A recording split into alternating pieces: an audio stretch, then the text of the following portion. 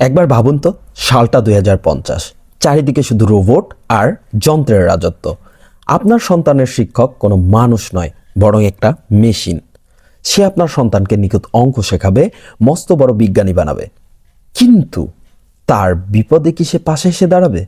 চলুন আজ ঘুরে আসি ভবিষ্যতের সেই অদ্ভুত এবং শিক্ষণীয় একটা গল্প থেকে।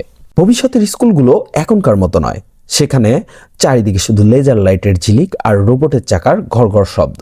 ক্লাসের মাঝখানে দাঁড়িয়ে আছে এক রূপালী যান্ত্রিক শিক্ষক, প্রফেসর জেড। প্রফেসর জেডের কোনো ক্লান্তি নেই, কিন্তু তার নীল রঙের ডিজিটাল চোখ দুটোর দিকে তাকালে বুকটা হিম হয়ে আসে। কারণ সেখানে কোনো মায়া নেই। সেই ক্লাসের একদম পেছন সারির দিকে বসেছিল আরিয়ান।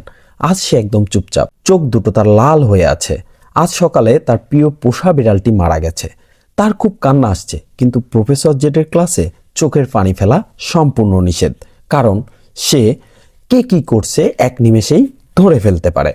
হঠাৎ প্রফেসর জেড তার নীল লেজার চোখ দিয়ে আরিয়ানকে স্ক্যান করলো এবং তার যান্ত্রিক গলায় বলল, ছাত্র আরিয়ান, তোমার আইরিন স্ক্যান বলছে তোমার শরীরে ভিটামিন বি12 এবং সেরোটোনিন হরমোনের অভাব।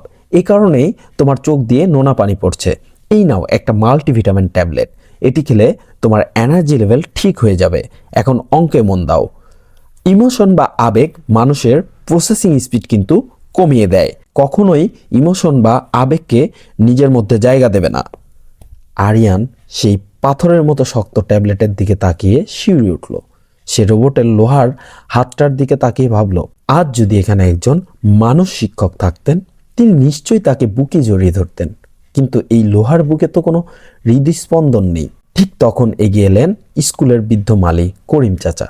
তিনি আরিয়ানের মাথায় হাত রেখে খুব মমতায় বললেন, খেদো না দাদু ভাই, তোমার কষ্টটা একদম সত্যি। এই যন্ত্রটা তোমার শরীরের ভিটামিন মেপেছে ঠিকই, কিন্তু মনের খবর তো ও জানে না। যার প্রাণ নেই সে কিভাবে প্রাণের খবর জানবে? করিম চাচা আরিয়ানকে জাপটে ধরলেন। আরিয়ান যেন কারো শরীরের উষ্ণতা অনুভব করলো। সে বুঝতে পারলো ওষুধ দিয়ে রোগ সারানো যায়, কিন্তু ভালোবাসা ছাড়া মন ভালো করা যায় না। এই গল্প আমাদের শিক্ষা দেয়, প্রযুক্তি আমাদের কাজ সহজ করতে পারে, কিন্তু মানুষের অভাব পূরণ করতে পারে না।